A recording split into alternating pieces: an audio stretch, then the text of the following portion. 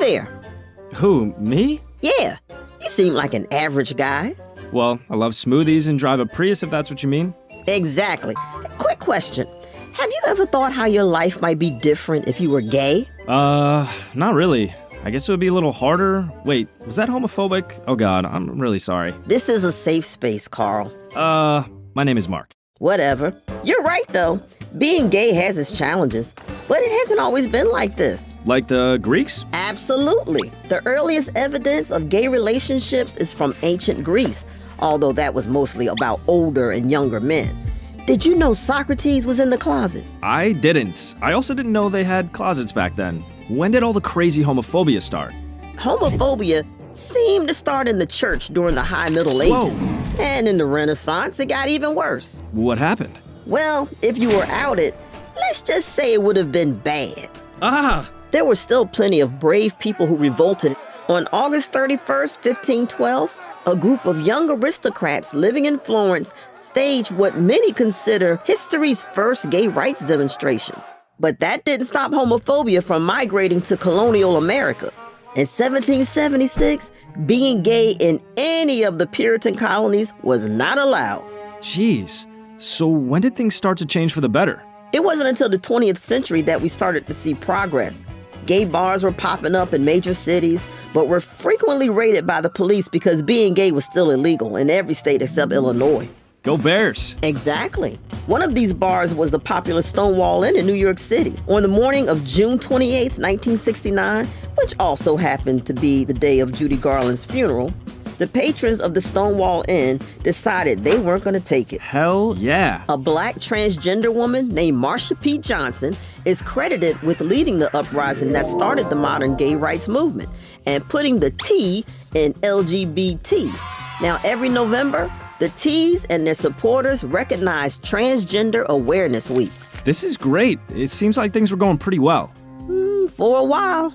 A while? What happened next? Well, in the early 80s, the world was hit by the AIDS epidemic, and the gay community was hit hardest. AIDS became known as a gay disease. In fact, it was originally called GRID, which means gay-related immune deficiency. No way. It's true. Many people think that the government didn't act quickly enough because it was considered a gay disease. So the LGBTQ community had to fight it themselves. So how did they fight it? They got organized. Activist groups like ACT UP, the Gay Men's Health Crisis, Lesbian AIDS Project, and the Names Project emerged and refused to be ignored. This newly empowered gay community had one goal. What was that? To come out. They thought the problem with homophobia was that people didn't know other people who were gay. And if more people came out, they would be seen for who they are and not just as a stereotype. Convincing people to come out was still a tough task, but things got easier in 1997 when Ellen appeared on the cover of Time magazine and told the world, "Yep, I'm gay." After that, more and more gay people started appearing in TV and movies, helping millions feel more confident to love who they want. Wow, what a journey. I'm kind of digging myself as a gay person. Slow down. We're not done just yet. But we've come so far. Can we just celebrate for a minute? No time for that, Carl. We still have a lot of laws to change. Oh, yeah, that's right. Being gay was more accepted, but there were still a lot of rights that gay people didn't have. However, they did have something they didn't have before. What? Allies. Yeah, in 2003, Massachusetts became the first state to legalize marriage equality. And 12 years later, it was legal in all 50 states, much in thanks to a majority of Americans who supported it. So as a gay person living in 2019, how would you feel? Pretty happy I live in the present, grateful for all the heroes who fought before me, and hopeful for the future. I'm glad, because the fight for equality is still going. It takes a village, and we're going to need your help.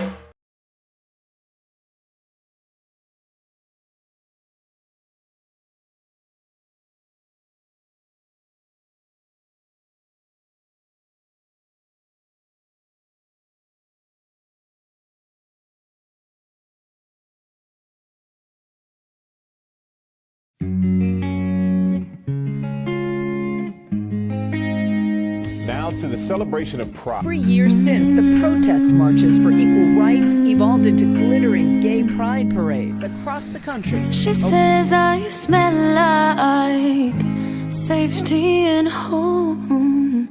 I name both of her eyes forever, and please don't go. I can be a morning sunrise, yeah, all the time, yeah, all the time, yeah. This could be good, this could be good.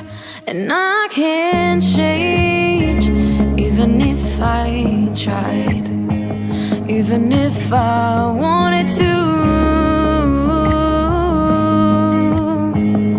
And I can't change, even if I tried, even if I wanted to.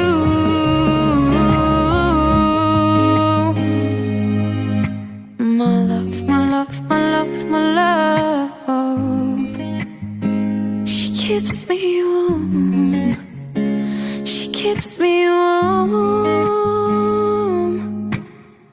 What's your middle name? Do you hate your job? Do you fall in love too easily? What's your favorite word? Do you like kissing girls? Can I call you baby? Yeah, yeah. She says that people stare 'cause we look so good together. Yeah, yeah, yeah. And I can't change, even if I tried, even if I wanted to. And I can't change, even if I tried, even if I wanted to.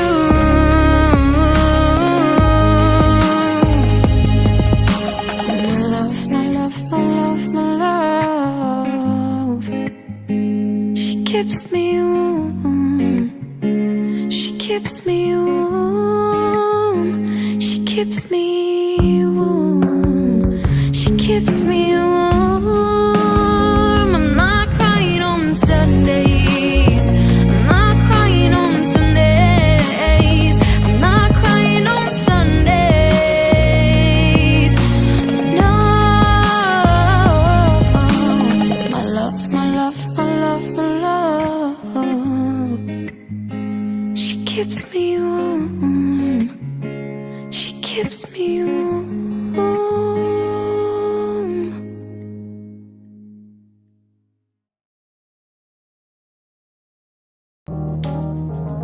Hey, hey, no, no, no, no, no, no, no, no, yeah, yeah. People keep on learning, soldiers keep on warring. World keep on turning, 'cause it won't be too long. Oh no. Cowards keep on lying, while your people, they keep on dying. Yeah, yeah, yeah, yeah. World, keep on turning, 'cause you know it won't be too long. Yeah, yeah, yeah, yeah, yeah. Said I thought I'm glad he let me try it again, 'cause the last time I love, I learned the whole world does it. Said I'm down, I'm glad I know more than I know then. Gonna keep on trying, yeah, till I reach for higher ground. Yeah, 'cause no one's gonna let me down. Yeah, yeah, yeah, yeah, yeah, yeah, yeah, yeah. Higher ground, yeah, yeah. Reach for higher ground, yeah, yeah. Reach for higher ground. Oh, oh, oh, oh.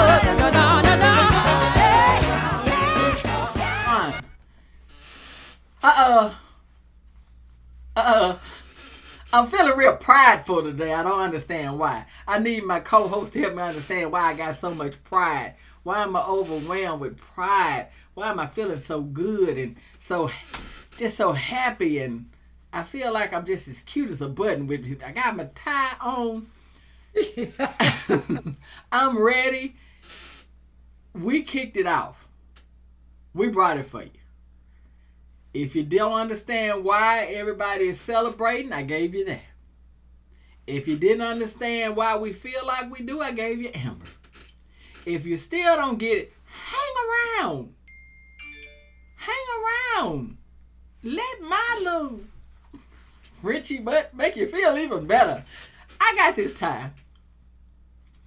And with this tie, I want to tell you something. This tie was given to me by somebody really special. She went to New York. She went to spend time with somebody special. And she gave it, you know me. She didn't just give me one, but you know how I do. You know, with Lena Horne. I'm the only one. But in retrospect, it meant a lot to me. She'll tell you how she got the ties and all the other stuff I wanted to wear. I wanted to lay. You gave me a lay. I wanted to just be ready, girl, for Pride. But I said, I give them a little bit, but I'm going to give it to them. Guys, happy, happy, happy Pride month of June. Now is the time. Always be who we are. Always. Because I am. I'm always crazy ass Dionne Johnson. And I am your co-host of Can You Handle the Trouble? And the woman beside me is going to forever be Denise Marie Harris, the Lena Horne of my time. We were talking, because we talked behind the scenes. And she's had a busy, week. But we were talking, and we were talking about Pride, and we were talking about the things that you saw. And she's the kind of person you would really be just in awe of as far as how she supports our community. Because she'll, it's weird because she'll say when we're planning these things, and we do plan, she makes sure that things are planned. And she'll say, make sure I know we got to have something for Pride Month. And I love that. Because that's how you know that you have a yin and a yang and a fit like a hand in glove. Because there's no discussion of me having to sell anything. Or, you know what I mean? For her to be as straight-laced as she is ride or die for our community. That's right. You know what I mean? Ride or die. Like, you ain't got nothing? Then if I have some, I feel like, damn, this ain't going to be enough. You good when you make the gay person feel like they ain't gay enough. That's some love for that ass. When the gay person feel like, am I gay enough?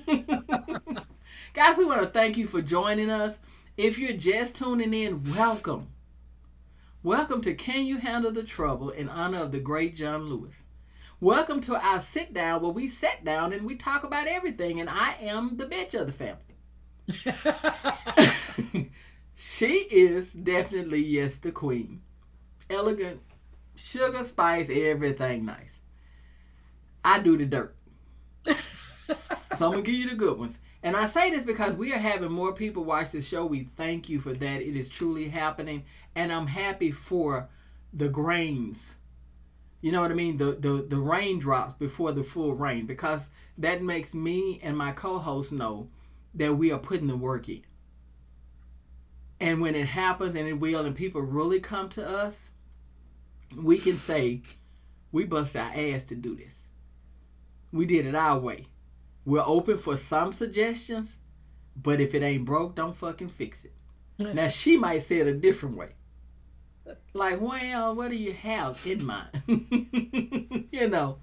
So, guys, today is another day of celebration of Pride. I know everywhere people are celebrating. They've been celebrating since the 1st. We are celebrating, and we are happy to be here and be a part of this celebration. I'm happy to know I have someone that enjoys the celebration as much as I do. If we weren't in here and she didn't have other things planned for the the rest of the weekend, I think she and I would be somewhere sipping margaritas around a ton of gay people just laughing our asses off. But we have to get the news to you. And in honor of Pride Month, first I want to say that I had a short vacation. It was pretty good. Denise had a work vacation. And I'm on Facebook because I do, and I'm looking, and then I see that, she's working, but she's happy, so I'm okay. She's happy. I think that, Denise, I want you to explain to people why you were in Seattle. For 20 years, a wonderful woman by the name of Tanya Morris has organized an event called Camp Jitterbug. And it's a weekend Lindy Hop event where we celebrate the art and history of Lindy Hop, which is another Black gift to America. And it's more than just Lindy Hop, it's Black vernacular jazz, it's dance. And I was honored that they brought both me and my son Kevin, who's also a dancer, up there to talk about my dad, Al Mins, who was one of the dancers of Whitey Linda Hoppers, but also created a lot of the original Lindy movement. And so, so that was happening, and there were like about 500 people there, and I got to talk a few times. And what was fascinating was she did classes. Chester Whitmore is like an amazing dancer and elder of this dance, and he teamed up with my son Kevin, and he said, show me a movement. And Kevin would do a Lindy movement with the class there, and then Chester would Kevin would do a hip hop movement, and then Chester would show where its root comes from, Lindy. And it created the most exciting choreography.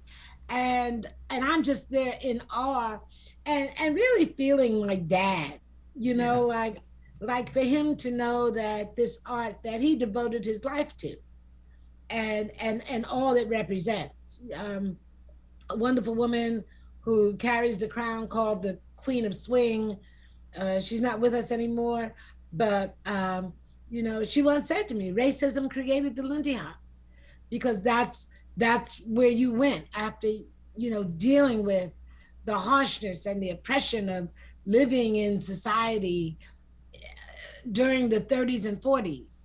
And here you could be free and nobody could bother you. And it was your music and it was your dance and you could be free. And it was just an incredible celebration. So I had a great time. And thank you, Tanya Morris, for your wonderful, wonderful event and recognizing, that dance continues to evolve and not being intimidated to incorporate hip hop into Lindy Hop as the natural progression. So I had a great weekend. It was very emotional for me. It's always emotional to see how my dad is honored and respected. So that's what I was doing. I love it. And I always ask these things because, you grew up in that stardom. You did. I mean, let's be real. Your daddy created, and I remember you telling me stories, and I say this for a reason, because a lot of dancers, this is also part of Pride Month, because a lot of dancers from Hines, Gregory Hines' brother, Maurice, a lot of them, and I think, like I said, you've worked with Maurice, Maurice, there's a percentage that are part of my family, my LGBTQ family. But I still say this to say that you grew up in that little stardom era yourself. You're your Natalie Cole of dance, like she was with Nat, because you were around a lot of the band, the people that played, and like you said, from probably Cab Calloway, you just thinking of different ones that did things in music, especially. I know I remember you telling me the story that your dad, if he couldn't dance to it, they had to go back and get it right. That was the story of the Savoy Ballroom. Mm-hmm. The Savoy Ballroom was the epitome of where Lindy Hopper's danced. And so the bands would come, and if they couldn't hit it, the dancers wouldn't dance. And if the dancers wouldn't dance, the owners of Savoy didn't bring them back. Wow. The first time, my dad said the first time Duke Ellington came, they all said, well, what the hell is that? And nobody would dance. So Duke Ellington, when he finally came back the second time, he had figured it out. Now, Count Basie was always the man. And if you're listening to me now and you don't know who I'm talking about, you need to listen to that music, because that is the root of so much of what we hear today. Came from their lines, their music lines. And they created their music. It wasn't sample. That part. Yeah, that part. I knew you were. And with Maurice Hines, I met him when at the Debbie Allen Dance Academy, we were doing a tap festival. And he graciously appeared in it. And just an unassuming, wonderful man to have met. Yeah. Like I said, she was around all of that glitz and shine. And the best part about that is, again, I have to let you guys know who my co-host is. And that's an honor, because I will put stuff up and I know that you're looking at it like, wow, because she's never going to let you know. She's not. She's still about the fight. That's why I'm giving y'all something. There's always a reason for every story. Denise is about the work. With everything that she does, the work. And the work is in her work. The work is where there's the need. You know, and what's the next battle? How can we change things? How can we fix things? She was not the little spoiled brat or the privileged feeling, person that felt like I don't have to do anything. Even, being the daughter of Al Mins, her first endeavor was to go against Al and join the Black Panthers. So that's all I got to say about that. Y'all better be scared. I tell y'all need to be scared of Tiny Terror. I done told you. But listen, we're prideful. We're enjoying this Pride Month. We're celebrating it. We're going to celebrate it all the way through the whole month. And after. But in retrospect of this, I'm going to show you a short video about some of the events that's going to be going on for Pride Month in different states. Your New York, you know what I mean? Even in Paris. So this thing is, like I said, get out. Enjoy it. Take a day and go enjoy it. Because I am. It's us. It's me. Ooh, I look good in my bow tie. You got to tell them, though, real quick. Where'd you get this tie that you gave? So I was in New York, and my niece, Stephanie Carson, makes a lot of pride things like bow ties and hats and leaves during this period of the year. And so when I told her that I worked with some amazing people in the community, she sent me back with hats and bow ties and leaves and leis. And I was so happy today when I came on and saw that Dionne had on the bow tie I gave her, and it's in such great condition because I gave it to her years ago. It stayed in the plastic. I told you I was looking for it and forgot I put it in the studio, somewhere special. I even got the lei, and I wanted the lei on. I was just trying to be like all the way happy, and enjoying it. But that's okay because it's a month. So my lei coming out, and I want to thank her. Yeah. I thank you for thinking of your family. That's what family is all about. We can cross states and show love. And we sending you love and kisses. And please enjoy the month. Please. And come on the show. Come talk to us. Yeah, sit down and have a talk with us and stuff. We want to talk with you. We appreciate you showing the love. Guys, yeah, we're going to show a little commercial, a little bit of clip about where you can go, because we want everybody to celebrate. When we come back from that, we finna get back to what we do. We gonna pridefully talk about the primaries and the president. That's what we gonna do.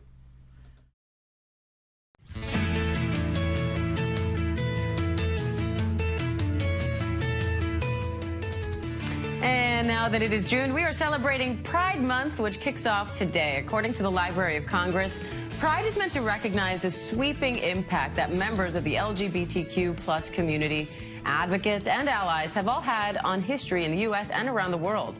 The month of June is marked with a series of events and parades that draw millions from around the world every year. And GMA held a pop-up party in Times Square earlier to kick off the festivities. The Director of Advocacy and Government Affairs at the Trevor Project, Sam Ames, joins me live now with more on Pride Month. Sam, thanks so much for being here. Talk to us first about the significance of Pride Month. What does it mean to you?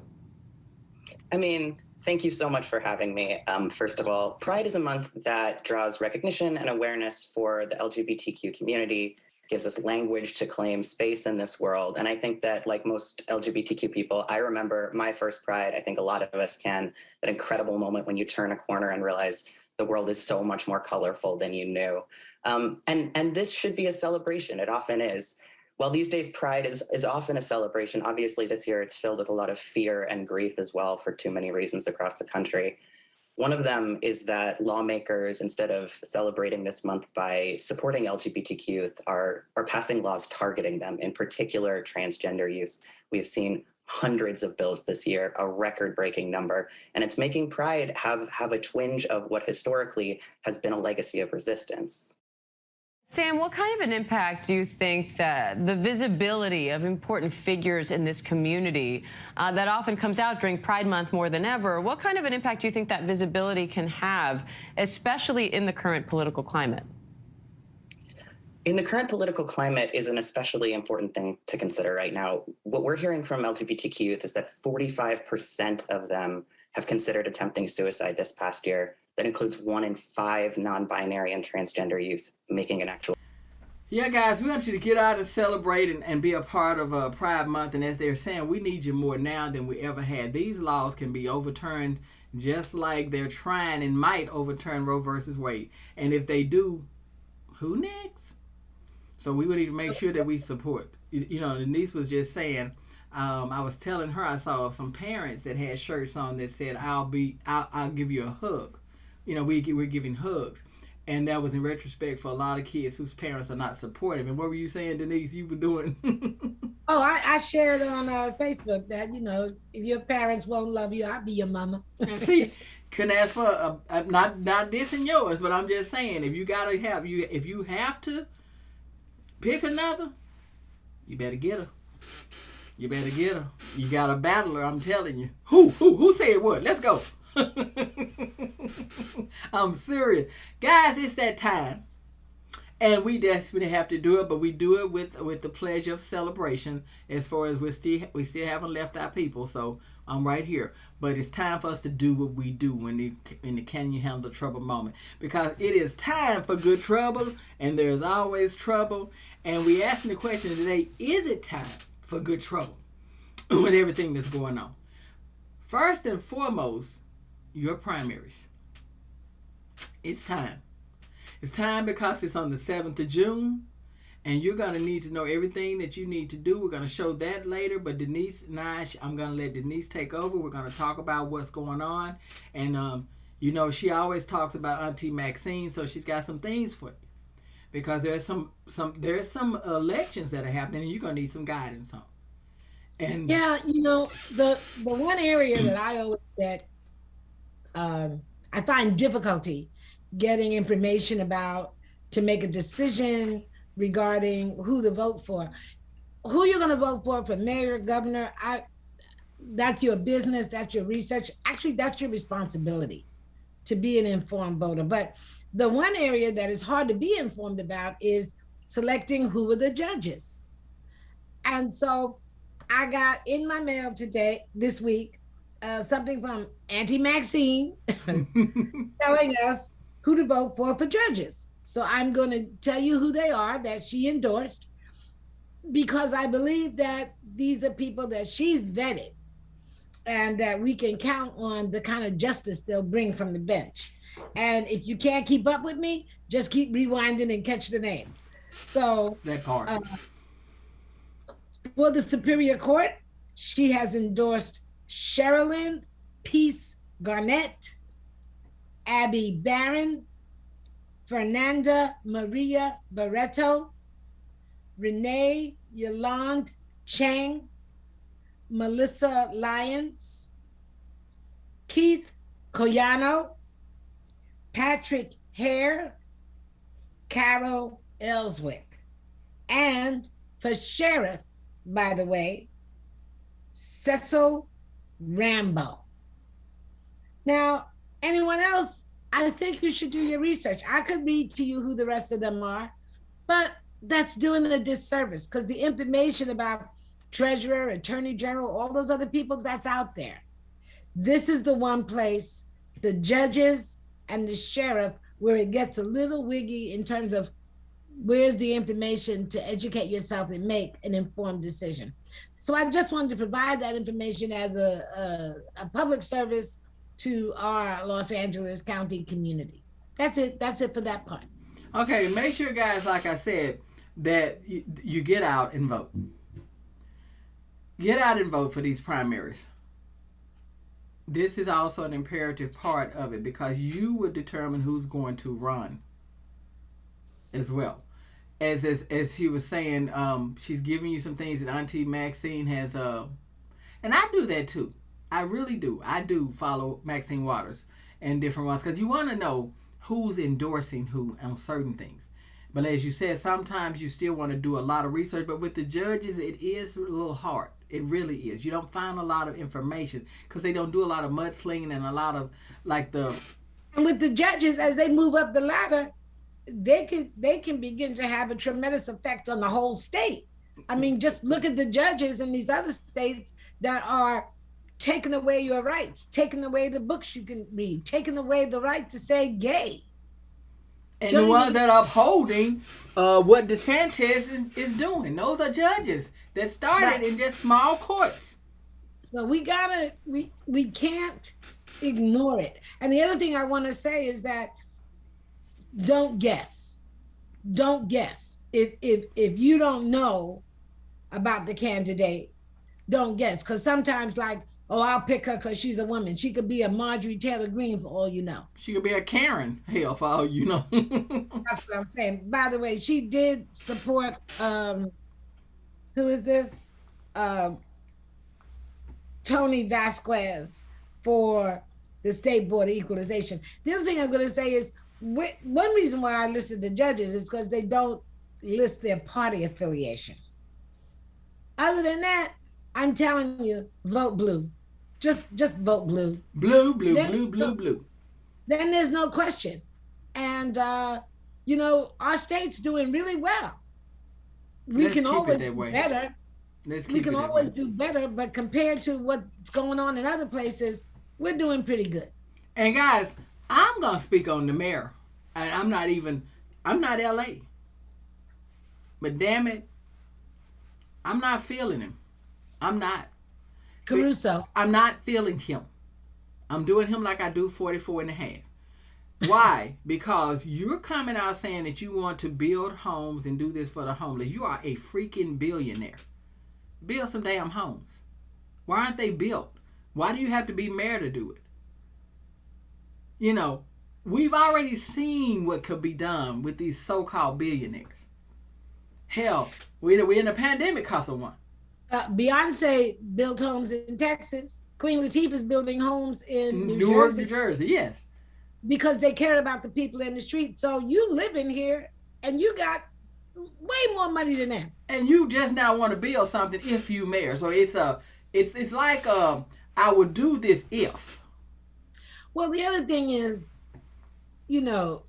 fool me once, shame on you. Fool me twice, shame on me. Okay? He switched from being a Republican to a Democrat to run. Really? You've been a Republican all this time standing for those messed up principles? And now you had a come to Jesus day? Yeah, no. Moment. It'd be different if you were young. But you've been an old Republican. And ain't no food like an old food. You know what I mean? Guys, somebody's always watching. Not the one. Don't do it. Don't even give him that opportunity. I don't care that Snoop came out for him. I saw that. I was hoping I saw that wrong, but I was waiting on Snoop because Snoop ain't said shit. He showed a video. Snoop may have been hanging with him before this happened. I'm going to give you the benefit of the doubt, Snoop. But it's just Los Angeles mayor. I'm not upset. I'd have been more upset if you'd came out for Trump. Ooh, I said the goddamn name. Now I got to wait a minute. I got to do my tie. I got to say pride. Well, I'm not taking nothing away from Snoop because Snoop has done things for the community. That's all I'm saying. And I do know he's throwing faces up here already, the young. But no one's going to tell me that Snoop is politically sophisticated. I love it. Uh-oh, y'all better get back. Get back. She finna blow. Go ahead. So I'm just like, sit down, figure it out. I don't know why you did that. I don't know why you got involved like that. Then give me a speech telling me why you're doing it. Tell me why you pick him over Karen Bass. Don't just pop up in a video for 30 seconds. That pisses me off. Yeah. That insults me. Well, let us know if you really were in the video or if you just got put in a video.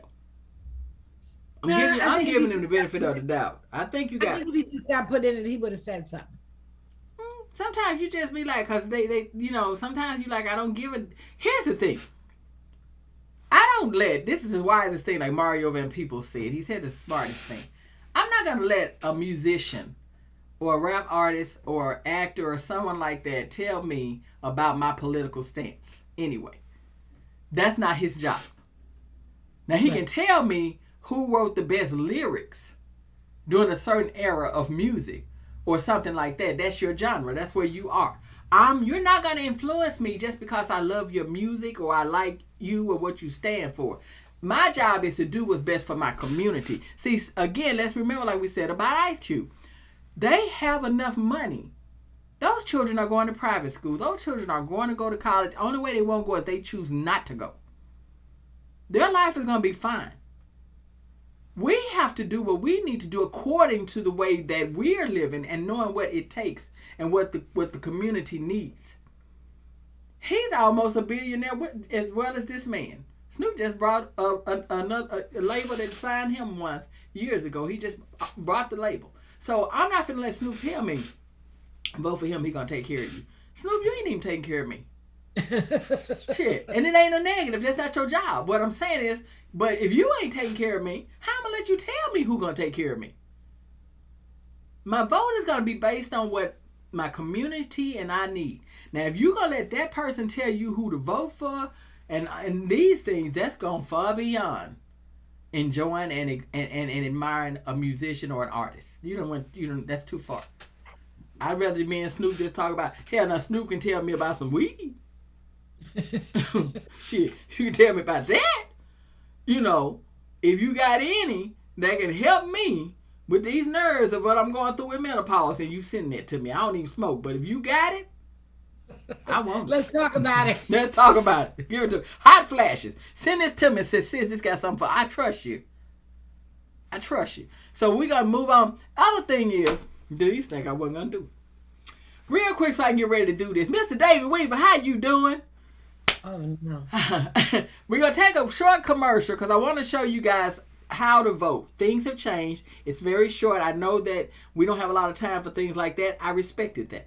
So I found a short version to tell you the changes that have been made in California because I want you, Denise and I, to take your ass down wherever you can and vote for these primaries. And in order to do that, I don't want to excuse it like, well, I was down there shopping at the Citadel and I forgot about it. It was the 7th. No, you can vote there. No, it ain't there. Well, I live in Inglewood, but I was at the Citadel. Let me show you what I'm talking about. Hello, Marin voters. My name is Linda Roberts, and I am the Marin County Registrar of Voters. I'm here to tell you about an exciting change coming to Marin elections under the California Voters' Choice Act. These changes will give voters more options, make voting easier, and improve when, where, and how you vote. First, all registered voters will now automatically receive their ballot in the mail weeks before the election. After that, you have several choices for how to vote. You can mail your completed ballot as soon as you receive it. You can drop off your ballot at any one of the secure official ballot drop boxes located conveniently across the county, or you can go to any Marin Vote Center and vote in person. You are no longer assigned to one specific location to cast your ballot. Vote centers will resemble traditional polling places, but offer more options. They are your one-stop shop for voting. Vote centers will be open up to 11 days in a row. At each location, you can vote in person, drop off your completed vote by mail ballot, Pick up a replacement vote by mail ballot, get your questions answered, access voting material in multiple languages, vote with an accessible voting machine, and register to vote and vote on the same day. Are you ready to vote, Marin?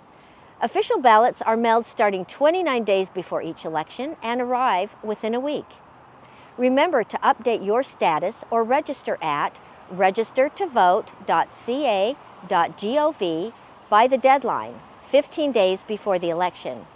Contact the Elections Department about accessible voting at home by calling the toll-free number 833-644-2061.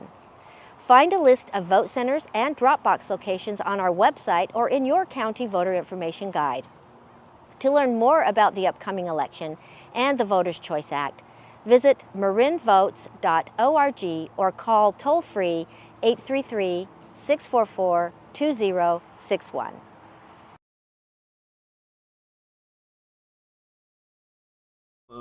Oh, I told Denise I love that they were giving you guys information on how to call in to see where you can vote, and I love the fact that they've changed so many things. But in retrospect, there's a thing that just popped up in between me and Denise. Yes, it did. It scared the shit out of me too, but it looks good. But what it's telling us is about 81 million, looks like, 268,924 voted Democrat. I was very happy to hear that, especially when 74,216,154 voted Republican, which means there were less votes from the Republican Party. Keep it up. Keep it up. But what got me, if y'all can, and you can see it, just look right there. It's right there in front of you. It's right there in between me and her, just as big as a pimple, but bigger. And it says 101,176,932 better start giving a shit. I wrote that part, Denise did. She would have said you need to start caring. I said you better start giving a shit. Guys, 101,176,932 people. I'm okay if I could get 40% of you to give a shit in this amount. What is horrifying is that it's 101 plus million people that don't give a F. Which brings me back to my topic of David Weaver. And I didn't mean it like that. It meant that the brother reached out to me. He and I have been friends for years. He reached out to me. That's my bell that tells us that Denise and I are right on time, which is great. He reached out to tell me that he wanted me to give him a reason to care about the Blue Party. I thought that was amazing. And if you want that, then I want to give it to you if I can. If I can't, don't make me waste my time, people. Not just Mr. Weaver. Mr. Weaver asked. I can't guarantee you that you're going to believe me or guarantee you that you're going to buy what I tell you, because everybody thinks differently. I just give you what I know. But I do know, guys, if you're ever with me on Facebook, I'm going to put it out there. And if you don't watch this show, I can say it, because you got to go back and watch it. The people that do watch it said, she said it. The bitch said it, because I did say it. What I'm saying, and you're going to say I said, is if I'm going back and forth with you on Facebook, at some point I'm going to stop. If you're still leaning in your direction, and in the end of that little comment, you may see me say, I got to let you go. I want to say more, but reason tells me I got to go. And a lot of people have said, what do you mean by this reason thing? You just want to puzzle me. No, I don't. My mom used to tell me, when you're in conversation and you're going back and forth, and the person is not getting it or it's not working, you cannot reason with a fool. So if you can't reason with them, don't waste your time. So if you ever hear me or ever see a comment from me that says, I have to go, I can't keep doing this, reason tells me to go. That's what I'm telling you. Because you already doesn't mean you're a fool, but it means that you're a fool for what you believe. And that's okay. Everybody's a fool for something. Everybody plays the fool sometime. That's fine. But I can't hit you because you dodging. I can't hit you for you dodging. So I'm not throwing the ball no more. I'm through. I'm going to take my marbles and go. But for Mr. Weaver, you said that you feel like the entire Democratic Party, the Blue Party, is a waste of time. This is what you see. And I would have to understand and try to understand where you got this information and how you could blatantly just blame everything that has happened on the Blue Party. Because the majority of the time, the Blue Party is cleaning up a mess that the Red Party made. But see, Denise ready to play froggy, so I'm finna let her jump. Now, I know she's done her homework. So, Denise, I need you to bring some reasons why. So let me begin by conceding a certain point. And that is that the politics of this country are corrupt. I concede that. I concede that the corruption is not only with the Republicans, it is also with the Democrats.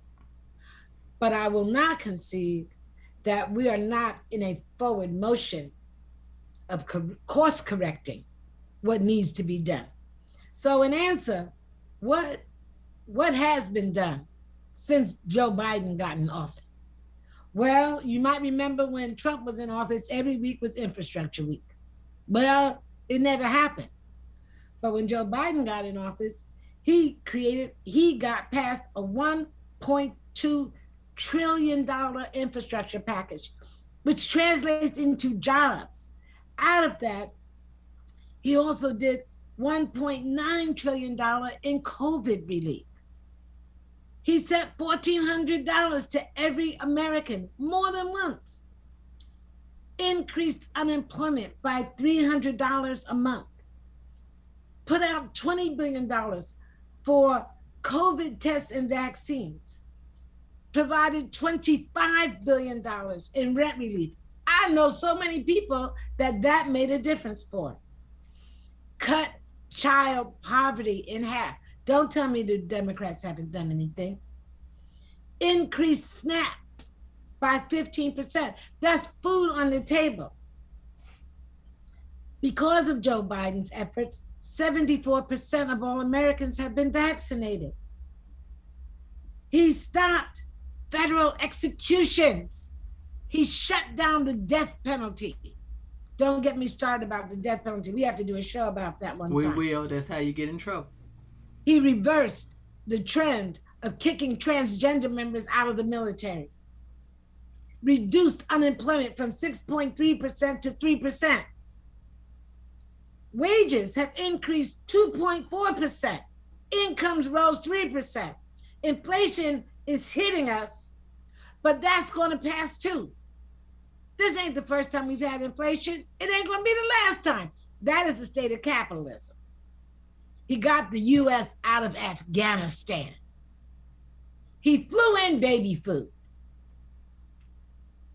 He's releasing gas from the Federal Reserves on a regular basis. You think you're paying a lot for gas now? Imagine if he wasn't releasing millions of gallons every day.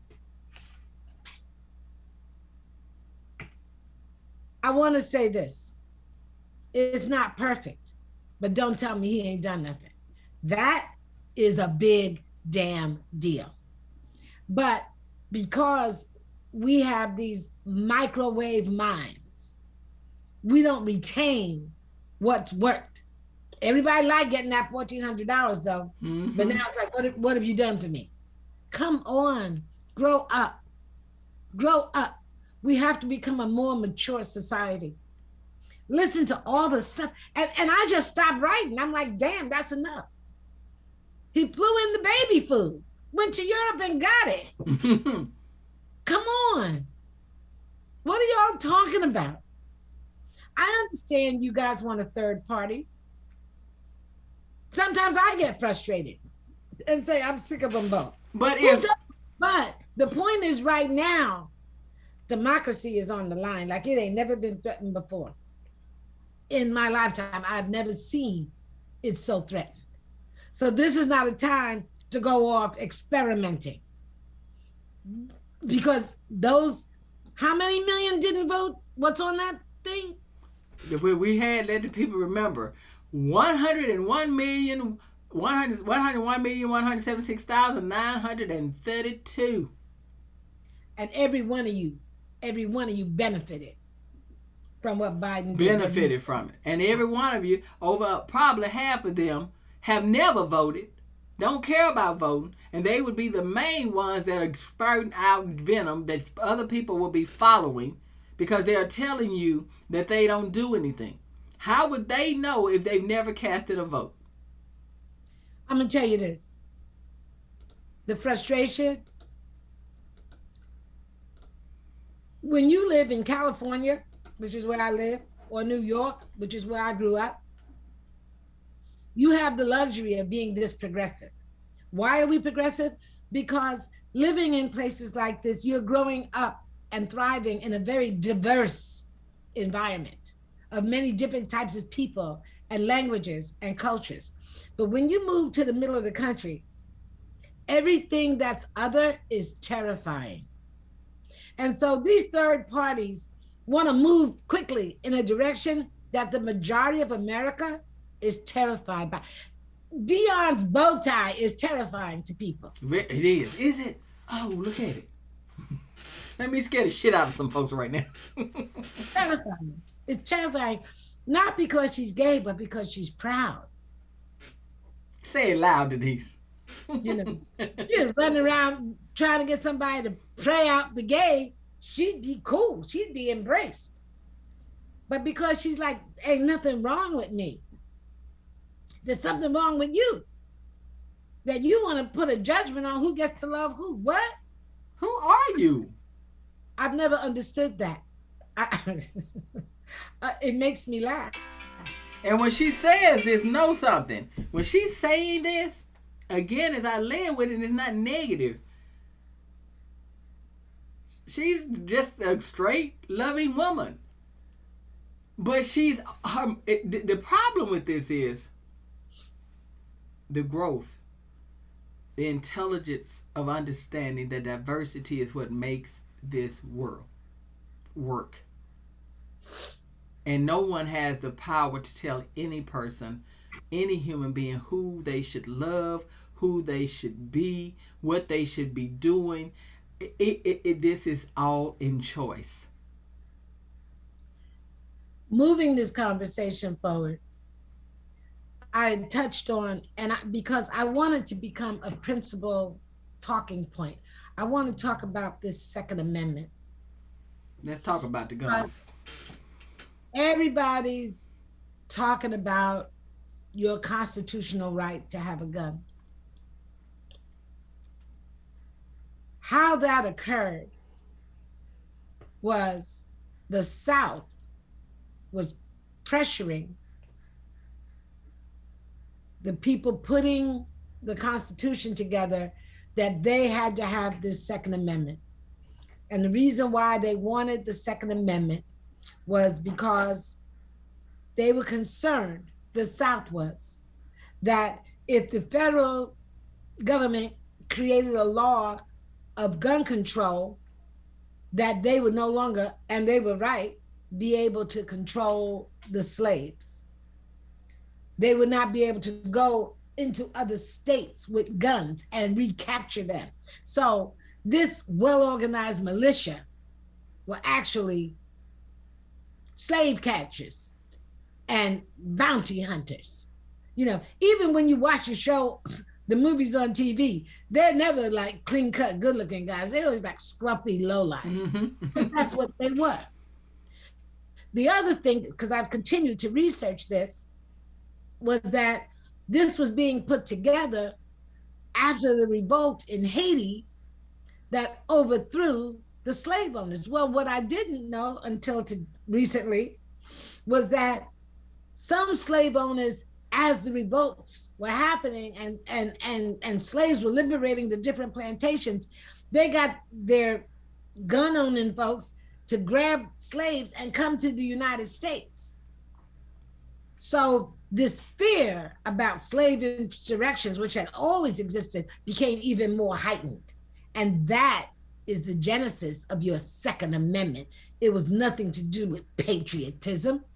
It was nothing to do with ensuring against tyranny. It was then and it is now about keeping the heel on Black people and killing them at our leisure, at their leisure. And if you don't believe me, just look at what's been happening the last 3 years in the news. Shooting them for fun, shooting Black people for fun and recreation. Yeah. And then getting pat on the back by Donald Trump and held up as a hero. What the hell? How are you in Texas? You can't get a drink until you're 21, but you can get an AR-15 at 18. It don't compute. That don't compute. The lack of logic takes my breath away. In California, our death rate by gun is 37% the national average. 37% lower than the national average. Our California prohibits assault weapons, has red flag laws. If you ask for a gun, you get a 10-day waiting period. You must be 21, a full background check, including mental health reporting. And our gun rate of death for children is 58% lower than the national average. That's good to know. Yeah, it is. And then it being that you brought the gun law, which is great, and the amendment, and I remember watching Lawrence O'Donnell, you and I had a conversation on the phone. You know how we kind of call and talk about these things. And we really had the conversation because of the shooting that occurred just a couple of days ago in Oklahoma. And I remember you saying, I'm working on solutions. This is out of control. And you know me, I'm gonna dig, because when you say that, I gotta really find out what's happening, what's out of control. But Lawrence O'Donnell was talking with someone, and you and I were talking about these laws and the Amendment 2 law. And there was a guy that was hired by Bush, the father, high ranking, and I think he was like a federal judge. But at one point, and this was recently, he let it be known that the Amendment 2 law, Second Amendment, the Second Amendment was a bunch of bullshit. He said it was based on 2 lines, and it could be done away with easily because it was a farce of a law. And for this man to say this, and he ruled on something very important, I need you guys to really research that, because it is true. And the way I would research it, like I'm going to do, is go back to YouTube and type in Lawrence O'Donnell and the Second Amendment, and that the show he did, which was just last week. Matter of fact, the show, to be honest with you, the show was not this Thursday, but last Thursday, which is right around the 26th, March, May 26th. And it was the Lawrence O'Donnell show of May 26, 2022. And he was talking about the Second Amendment. So he did this to let them know, to let Texas and let everyone know, these gun NRA people know, that you comment at Roe versus Wade, which was built on a hell of a lot more. That amendment was known to say only had 2 lines. And what he's saying is there was no valid point for the law. It was the South. So you're 100% right.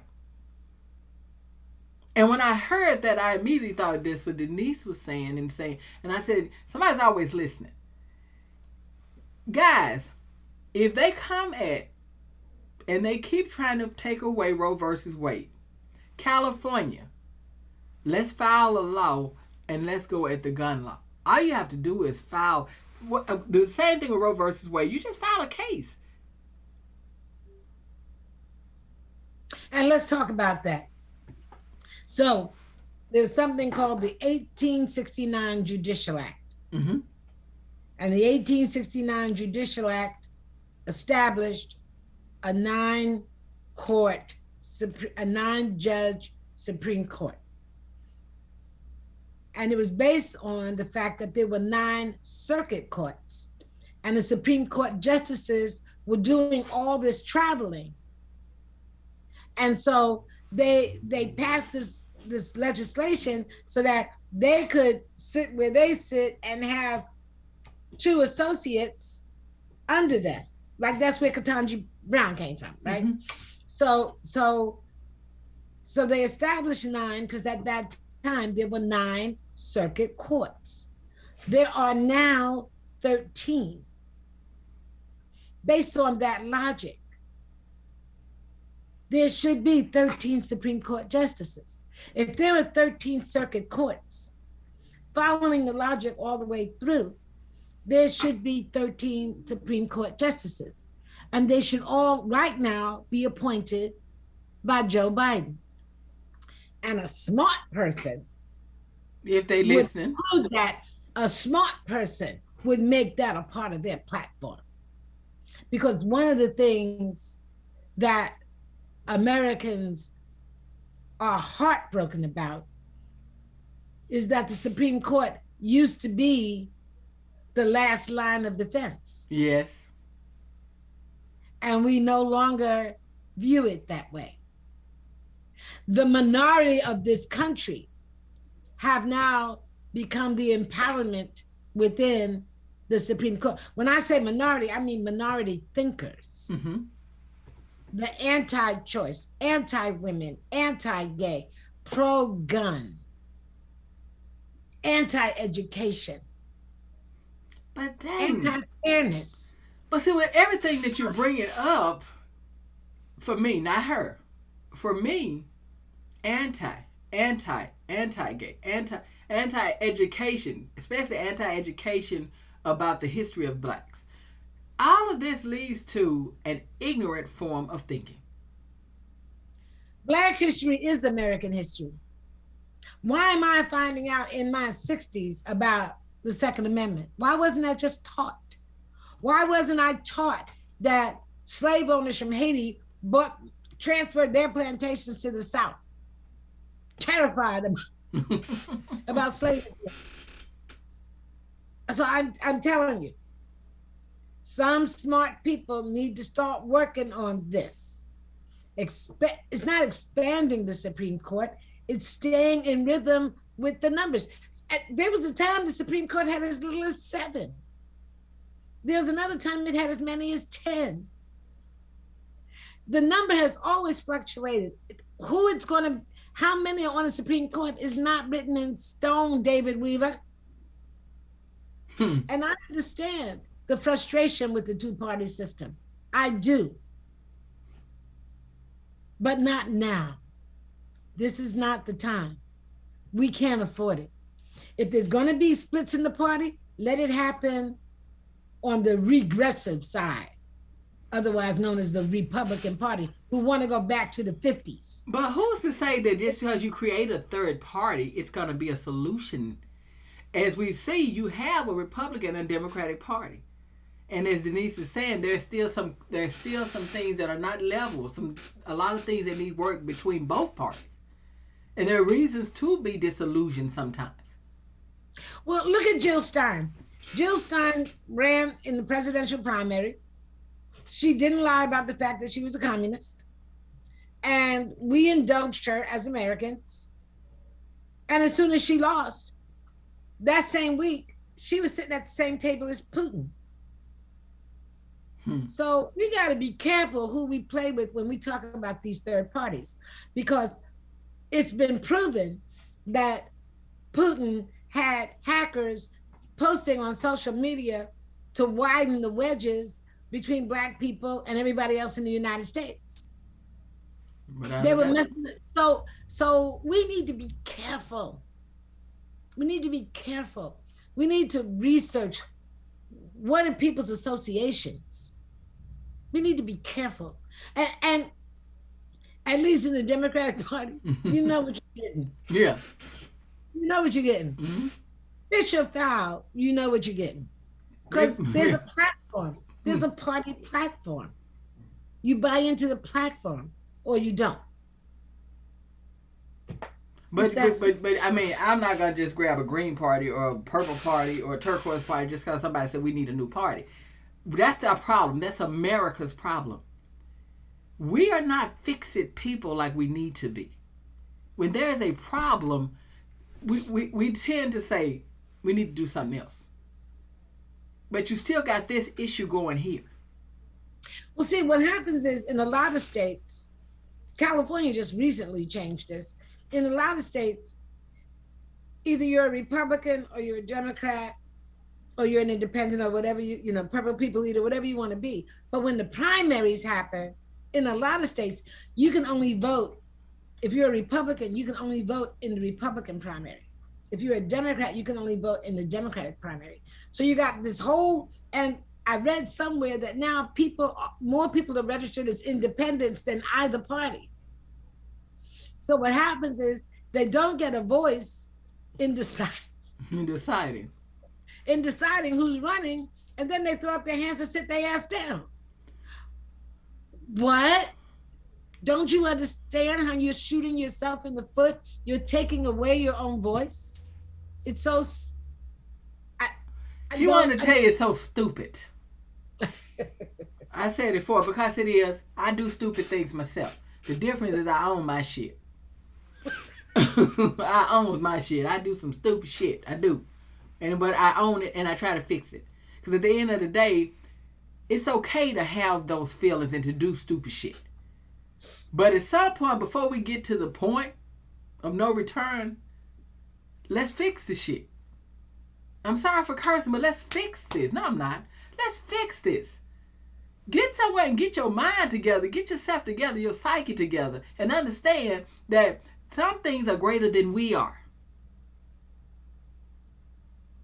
And I say that to say, when I say greater than we are, I'm greater than our thoughts are, is what I'm saying, and our beliefs, like our being. There are young children, they are burying children as we speak, and teachers. And I wasn't trying to go there, but I will go there if sometimes it takes something to shake someone. And in this, something has to be done. So this is greater than your personal thought, your feelings of something that you saw in the past, or things not going the way you feel it should be. What's important right now is how we can make this thing be what we need it to be. And of course, it's going to go awry again. I'm sorry to tell you, that's bad news. But that's life. And how about this? If the cops are afraid to go someplace where there's an AR-15. Girl, you made me turn left. I pivoted. I almost matrix you. Because you hit me. We're going to bring this up. I'm going to show the video because I got to honor this. Because I want it out. First off, I'm going to do something for you real quick.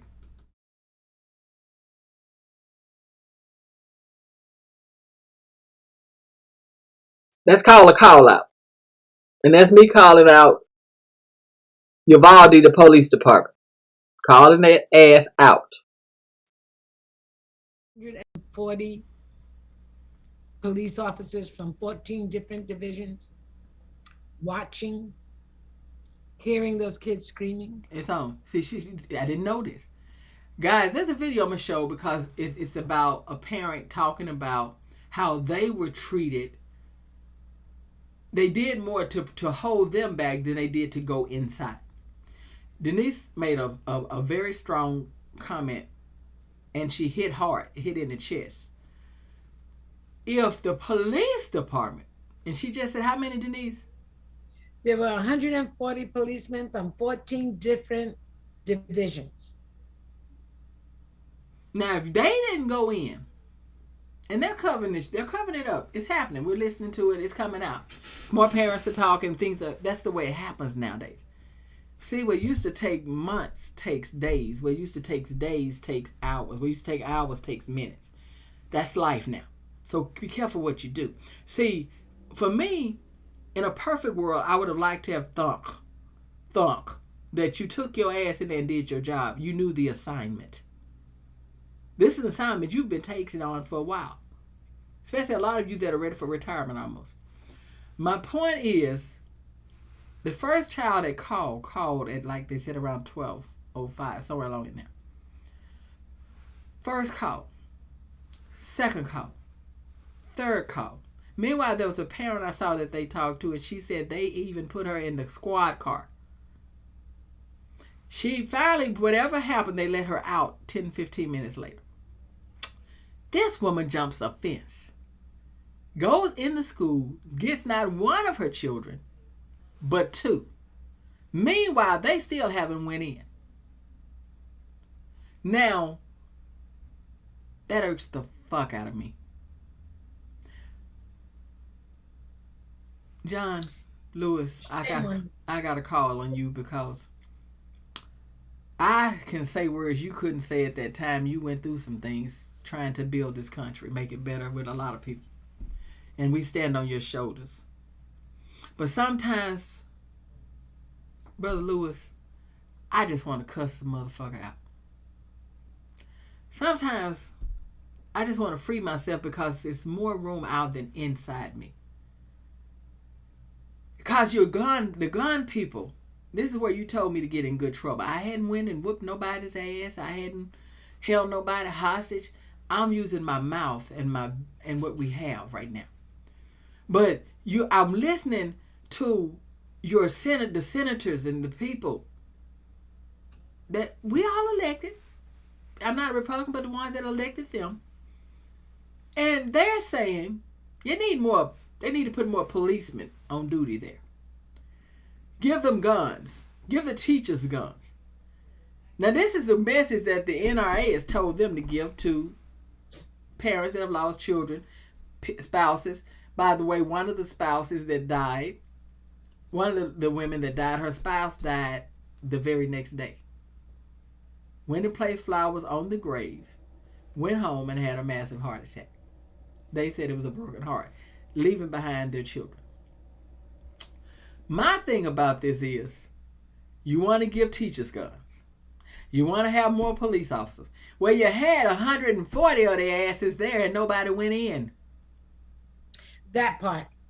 And then you want to give it to a teacher when a police who is trained.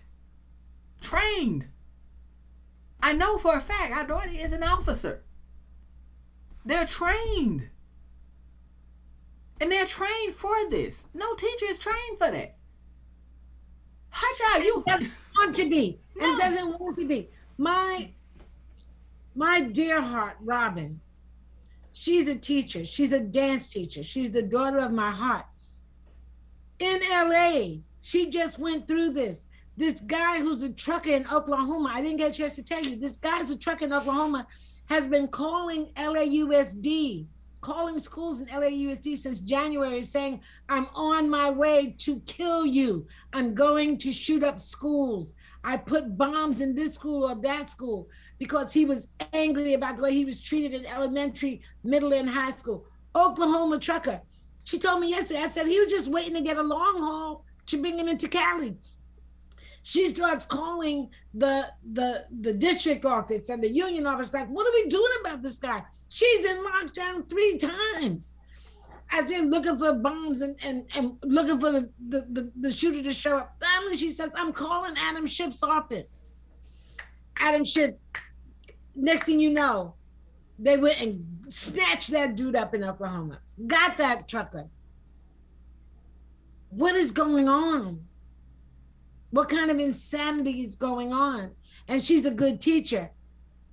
But she said all she could think about was, now when she walks in the classroom, she looks at where are the hiding places and how to get the kids out. Like, that's not thinking about what she's going to teach at that moment.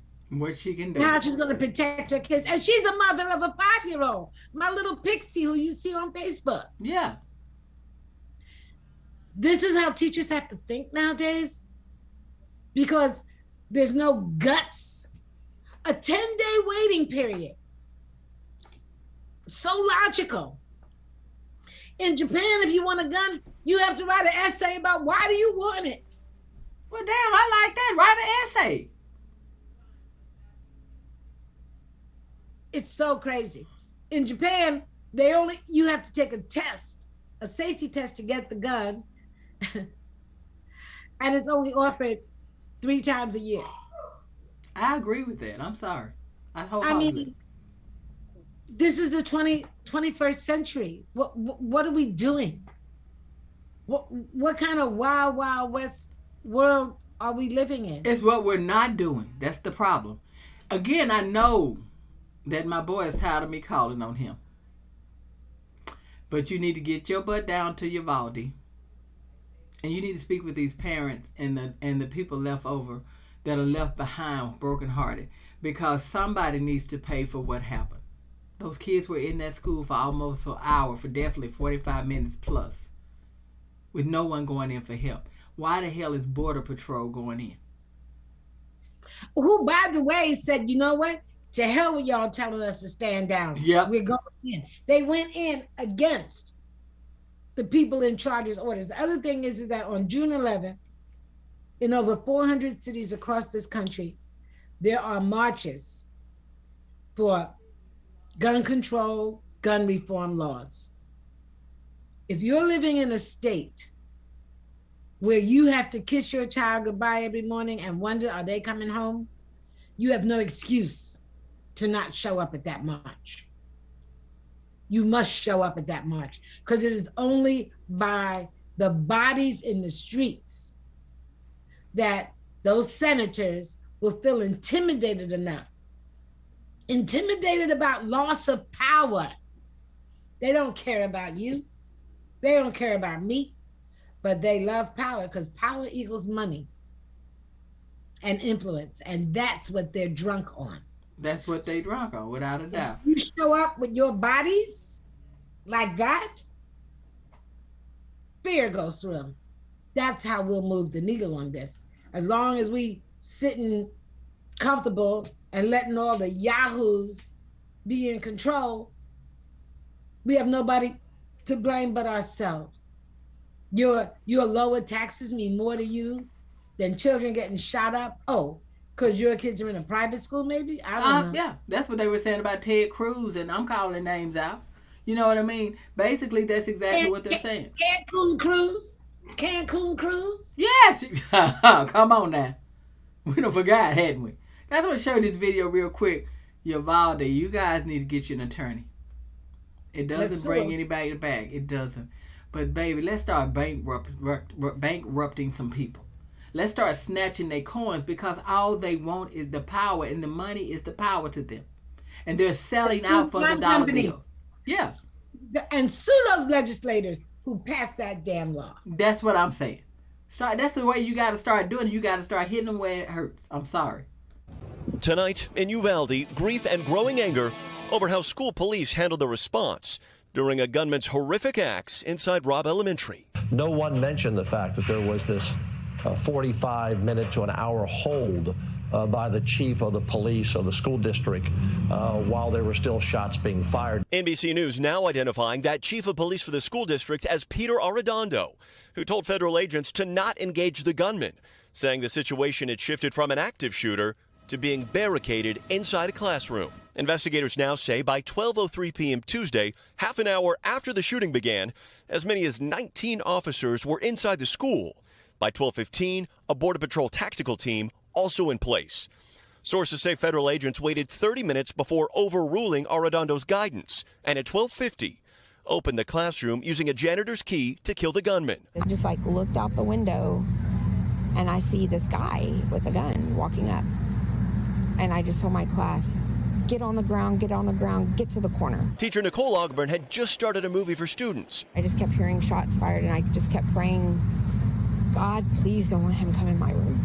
Please don't let him come in this room. And for some reason, he didn't. During that 47-minute window of time, authorities say 911 calls from students kept coming in. The kids doing exactly as teachers instructed, going silent, finding places to hide, and then whispered pleas for help to 911 dispatchers. With 21 crosses now filling the town square, support pouring in from some who have been there before. This will mark you the rest of your life. Yeah. It never goes away. Right. Michelle Williams and Lauren Bond both survived Columbine 23 years ago. The two friends traveling to Uvalde to try to help and heal. We talked a lot to a lot of parents, even yesterday, who are upset, and the anger is justified. We get that, but just be careful that it doesn't take root and make you bitter. Tonight, as this tight-knit Texas town mourns, tributes and promises to those no longer here.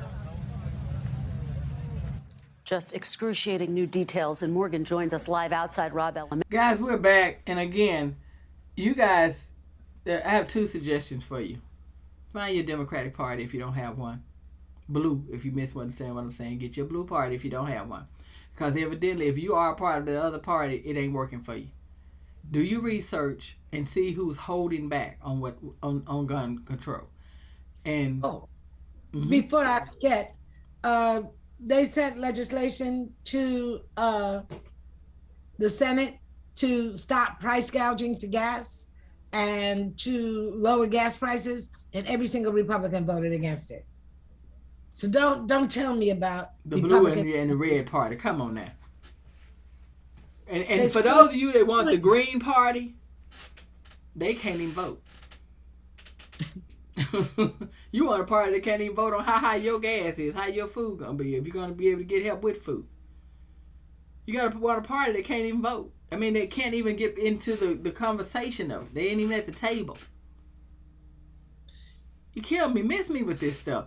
Now, the other thing we're gonna do, Raphael Warnock, before we get out of here, Val Demings, Stacey Abrams, guys, and what is my guy name that is in that is running? Beto O'Rourke. And I'm proud of Beto. I wish I had showed that when Beto called them out. That was some New York shit there, tell the truth, Denise. That was some of you. Oh yeah. That was some of your New York stuff. Tell them. That was some of that. You went back home with that, didn't he? He took you home, didn't he? He took her home, y'all. He took her home. She was homesick. Man, it was the best. It was gangster. Yeah, but it was. That was some gangster shit. And you know what Lawrence O'Donnell told? He was due to schedule to talk with him that night. Oh, okay. And when it happened, I'm going to tell you what, for a reason. When Beto got that call, he right away had his people call Lawrence people, found the nearest, got on his plane, shot back to Texas. I got to go. The man running against him, the one that the one he went off on was still holding his conference. He knew nothing to stop nothing. Everything kept moving. He kept, that little Beto walking his ass right up in there. He said, "This is on you." Didn't he make him lose himself? He almost didn't get that out of here. He did say, "Get his ass out of here." That was some. You got your ghetto card, babe. I'm sorry, you got your ghetto card that day. He can come to the barbecue anytime. He can have some watermelon and some coleslaw. We wrong. Y'all, let me quit because I'm making the queen come out. I'm making her change too. Let me stop. But it was really a beautiful sight to see. That's the stuff we need. Those are the kind of politicians. Passion. Willing to do whatever it takes to get the message out and get in the face of the people that should be gotten into. That's right. I loved it. And guys, we got to support. I'm trying to think of the name of my other young man that had the little light stroke. But he's a governor and he's running for Fetterman. I love him. The governor of Pennsylvania is now running for Senate. Every time I mention one of them, you guys send me emails. So Fetterman, we're on your side. I gotta find a way. I don't know where all these $5. I'm already looking at my money like, damn, a lot of $5, a lot of $10 going in other places, but it's worth it. Guys, if you want to change this system, look at who's causing the problems. California, we're doing okay. Right now we're doing okay, but stay focused on us, but also take some of that little bit of change that you're buying coffee with or buying a hamburger with or a donut, and I'm being real, and send it. Go to their websites, go to their sites and donate. Because if we change, we help them get elected. We help to get, when bills are passed, we're helping them pass the Senate. We need control of the Senate. This is crazy. So let's do this. If you want, just like when Denise was saying that Atlanta, Georgia, Atlanta, y'all doing great. Keep it up. Keep it up. Florida, get Rubio's ass out of there. Get him out. Val Demings, if you see her, if you shake her hand, you should be putting a bill in her hand. It's sneaking. You know how you sneak that money in her hand, in a handshake. She should have to say, don't shake my hand and put no money in my pocket. I need you to mail it. But she would. But I'm saying, this is how well we need to be on top of this. Stacey Abrams saved us, and we know it. And she deserves it. If she wants the seat, goddamn it, Stacey, I want you to have the seat. We do need to make enforce and fight for change. Now, Denise and I have things to do. We're going to get out as always. We hate parting with you. It's such sweet sorrow. And as you notice, we're a day early, but never a dollar short. But we are early because sometimes we have things we have to do. Life dictates that, and this is how much we care about you. Sometimes we got to move it forward or move it back, but we're going to be right here sitting down in the chair. That's right, just like that. We're going to give it to you. But we never go without thanking you for your time and for letting us come into your home, into your phone, into your social media era, into your YouTube space, just to give you things that we feel that you need, because we all need to work together to make this happen. We asked you the question, and we have not forgot Brittany Grimes. Don't even worry. We're going to finish this. The show is going to end as we go out with the interview with her wife, with Robin Roberts from Good Morning America. And we're going to remind you that we want Brittany home. And we know without a doubt that she's been detained. And it's not lawful. Right. So this is not detainment against her will. And now, to me, she is a prisoner of war. Right. I'm sorry. She is. And I have a bow tie on, and I did say, and I do say that it's her favorite thing.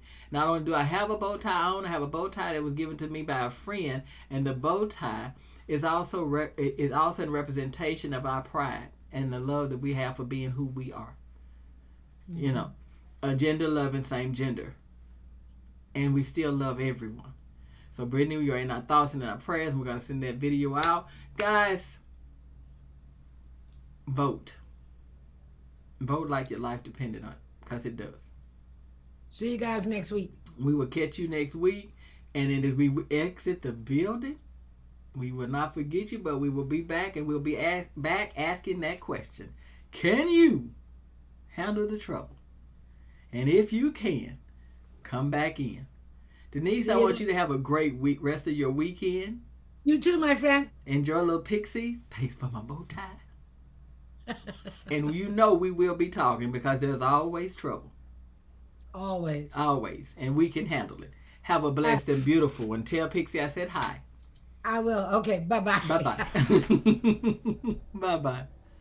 I know, Robin, we're going to turn now to your interview with Brittany Griner's wife. Yes, yesterday after the program, I flew to their home in Phoenix, and her wife has been detained in Russia since mid-February, and she has been praying for her safe return and has been pretty quiet until now, trying to avoid possibly making the situation worse or jeopardize Brittany's safety. But after the U.S. reclassified Brittany as wrongfully detained, that changed things, and so Cherelle Griner decided to speak about it now.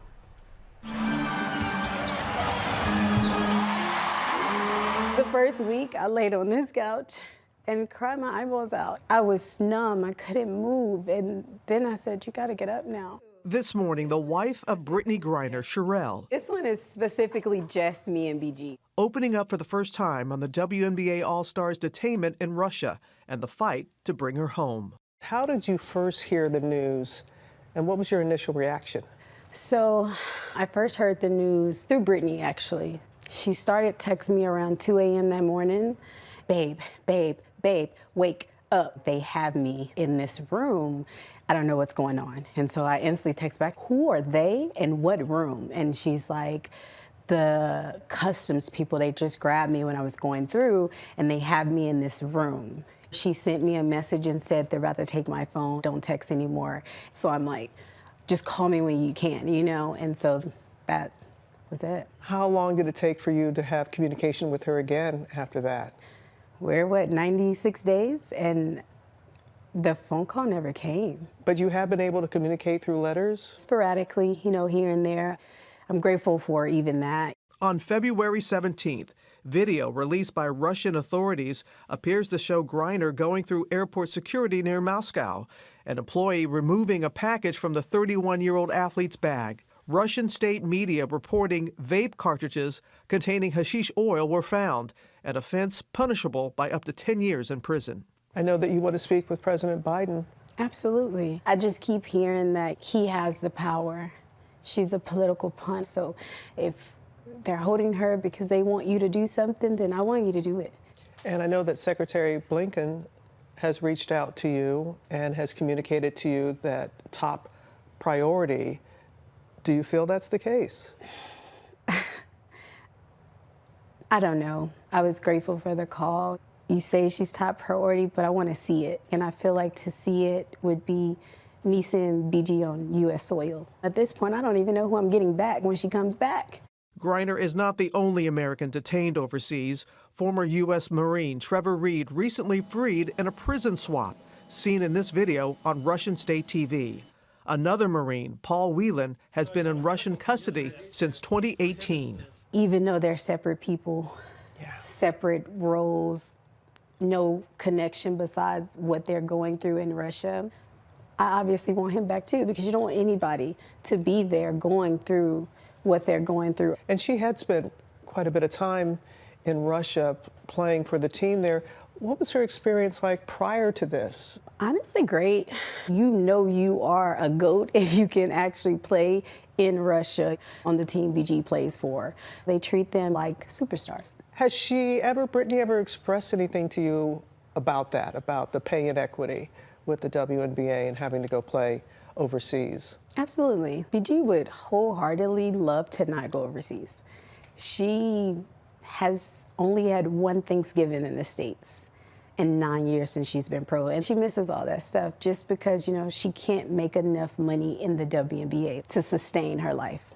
Has it been comforting to see all the WNBA courts with BG 42? Yes, but I think more specifically, it comforts BG.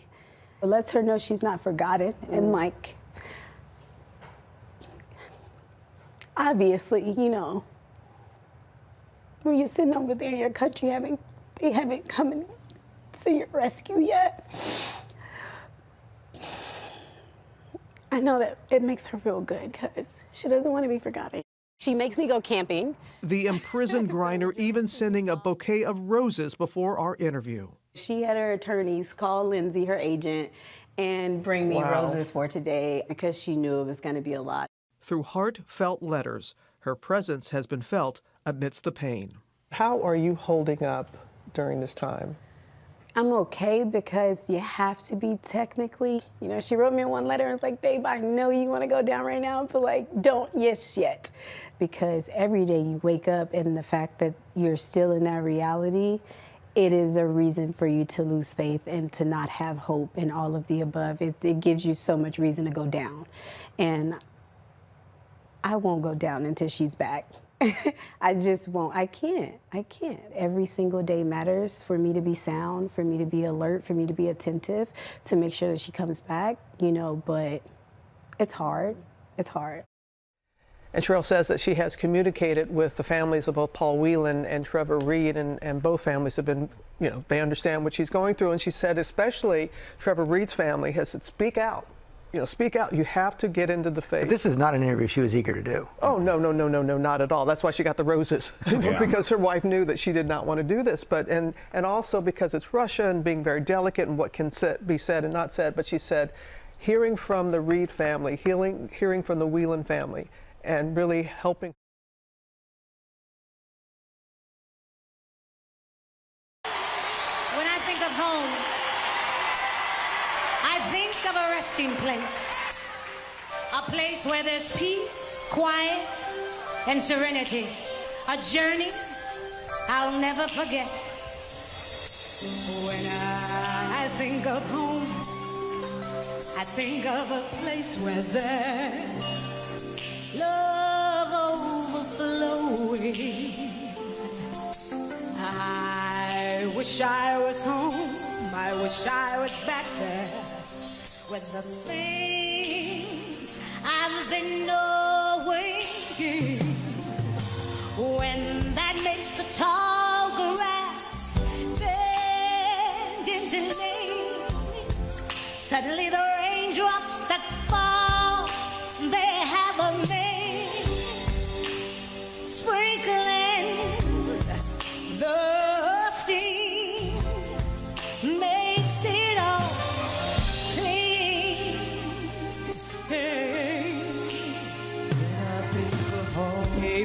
there's a chance for me to go back. Now that I have some direction, it sure would be nice to be back at home where there's love and affection. And just maybe I can convince time to slow up, giving me enough time, oh, in my life to grow up. Time, come on, be my friend, and let me start again. But you know what? Saying my words bound and changed its face, but I still know where I'm going. I have had my mind spun around in space, yet I watched it growing. And oh, if you're listening, God, please don't make it hard to know if we should believe the things that we see. Should we try and stay, or should we run away? Or would it better just to let things let them be? Oh, living here